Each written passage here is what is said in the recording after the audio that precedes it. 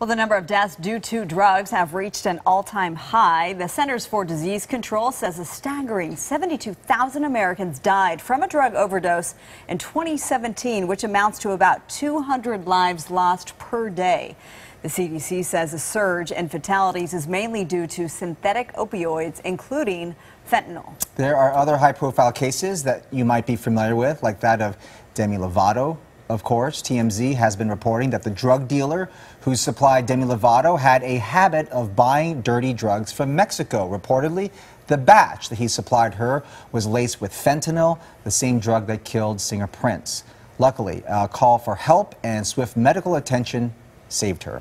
Joining us now to discuss this epidemic is Joyce Dudley. As District Attorney of Santa Barbara County, she's responsible for prosecuting drug offenders. And then also we have Dr. Jonathan Gottlieb, an emergency room physician who has experienced fentanyl overdoses firsthand in his work with California Hospital. Welcome and thank you for being here. Thanks for having us.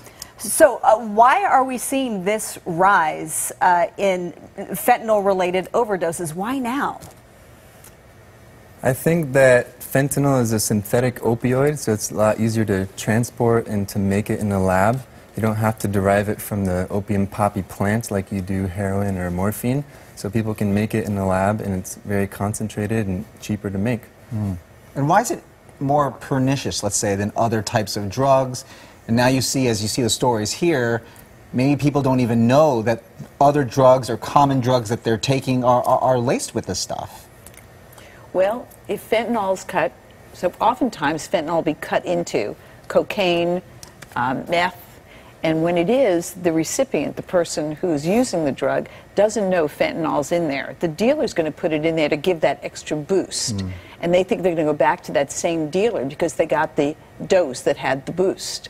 But in fact, that boost is fentanyl, and fentanyl is a killer. So there are some recent reports out there that 40%, for instance, 40% of heroin that was found in Hollywood is laced with fentanyl. Wow. That's a staggering amount of heroin out there that could kill you. I mean, heroin could kill you anyway. So how do we battle this epidemic? We have to battle it across the board. First of all, many of those drugs do come from China or Mexico. So we have to make sure that we're stopping the drugs from coming in. Secondly, we have to educate people. Your show is a very important show. Some people out there will use cocaine, and they will use it blindly, not realizing the effect of that could be fentanyl. It takes 2 grains of fentanyl for an overdose. 2 grains, like grains of sand on the beach. So in educating people, we're letting them know about that. And then making sure the children understand this as well. Every parent knows when to talk to a child about drugs and drug abuse, but this should be part of the conversation. The fentanyl danger isn't just one for people using, it's also serious a health concern for law enforcement, as we've been saying. Look. It looks like another drug overdose. Okay, I have a few things to check out in the car. Okay.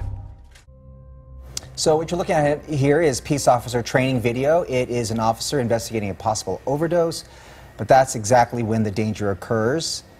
So we're talking about this on the front lines. You have law enforcement now that's dealing with this. It's got to be difficult because often you don't know exactly what kind of overdose, doctor, we're dealing with. I mean, cocaine, is it fentanyl, is it what? So it presents a challenge.